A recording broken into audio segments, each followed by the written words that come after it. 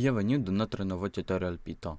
Aujourd'hui, nous allons explorer des fondamentaux de la programmation orientée à objets en Python. La PO est un puissant paradigme de programmation qui nous permet de modéliser des objets du monde réel sous forme de classes et d'interagir avec ou à travers des méthodes. En Python, tout est un objet, et la PO est l'un des concepts fondamentaux qui rend Python si polyvalent. Commençons tout de suite. Nous allons commencer par créer une classe Python simple appelée chat. Ensuite, nous allons créer une fonction dans la classe nommée meow qui acceptera les paramètres self. Dans la fonction meow, nous allons créer une instruction print qui affiche simplement le texte meow.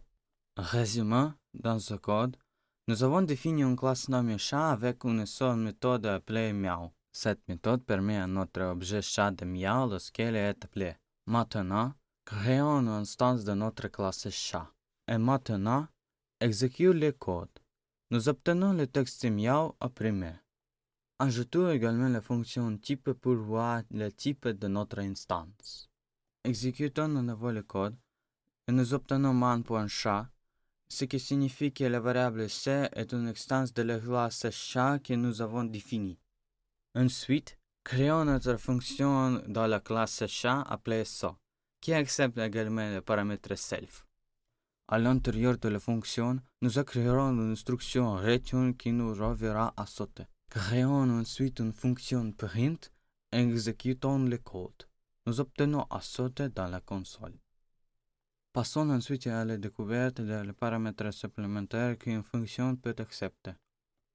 Commençons par créer une fonction ajoutée qui prend les paramètres self et x et ajouter une instruction return qui nous renvoie le wdx. Pour exécuter le code, créons notre fonction print.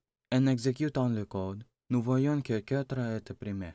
Enfin, examinons la méthode ini, qui est un type de méthode standard Python.